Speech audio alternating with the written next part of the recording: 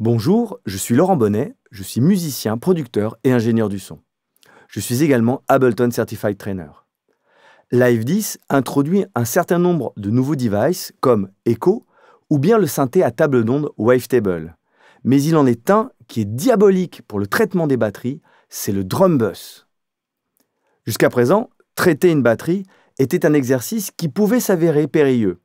Avec le drum bus, toute une série de traitements est désormais disponible. Jetons un œil à ce nouveau jouet. Le drum bus est à l'aise dans toutes les situations, que nous soyons avec une batterie acoustique ou une drum électronique. J'écoute ma boucle. Je sens que ma batterie, bien entendu, est un peu mollachonne. Je la mets en solo. Voilà. Et j'active mon drum bus. Et on va voir ce qu'il a dans le ventre. J'active le compresseur.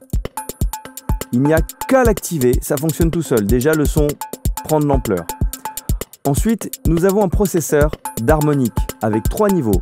Soft, un simple wave shaping.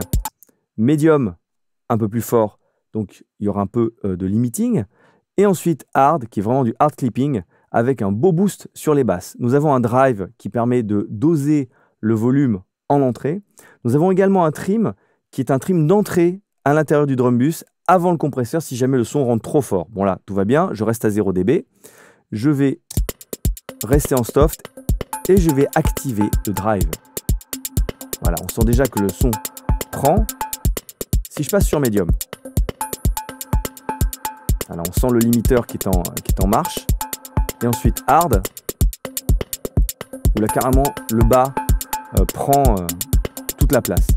Et ça compresse un petit peu trop, je vais rester en médium. Voilà, je vais rester comme ça. On fait une écoute avec 100. Avec 100. Avec. Terrible. La colonne du milieu, elle, va travailler plutôt sur le haut médium. Nous avons un crunch pour rajouter un peu de distorsion, mais cette fois-ci spécifiquement sur le haut médium.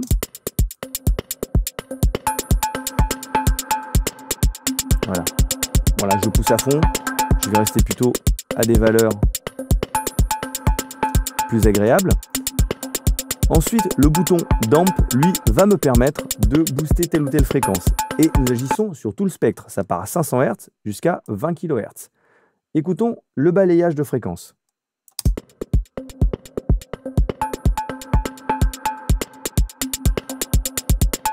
Voilà. Vers les 11 kg. Là, ça fonctionne bien. On écoute ça. Avec. Je baisse un petit peu le drive. Voilà. Juste derrière, nous avons un processeur de transitoire qui va compresser l'attaque des sons, les transitoires d'attaque. En le tournant vers la gauche, nous allons durcir l'attaque du son. En le tournant vers la droite, c'est plutôt la longueur des sons qui va être exagérée. Et l'attaque sera un petit peu plus molle. Regardons ce que ça fait. Et on sent que le son est un peu plus sec.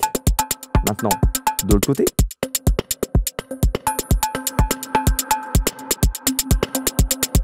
C'est pas mal non plus, mais je préfère que le son soit un petit peu plus sec sur ce son-là. Voilà, très bien. Et pour terminer, le grave, le bouton Boom va booster une fréquence précise choisie ici. Et la cerise sur le gâteau, c'est qu'on peut la mettre en solo. En cliquant, là je n'entends que le grave, je le monte en pourcentage. Et ainsi, je choisis la fréquence.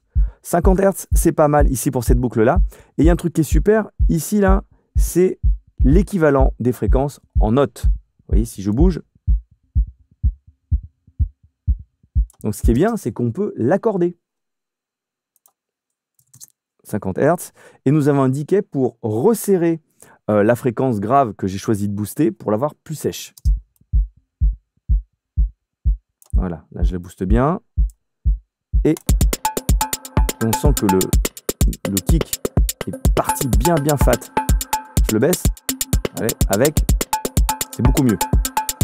Pour terminer, nous avons 2 petits vumètres. Un pour voir le bas, comment il est excité avec toujours le niveau pic et le niveau RMS. Et ensuite, un vumètre de sortie avec un volume et surtout tout en bas, un réglage dry wet qui va nous permettre de faire de la compression parallèle. Donc ce drum bus est complet et écoutons avec et sans. Avec, sans.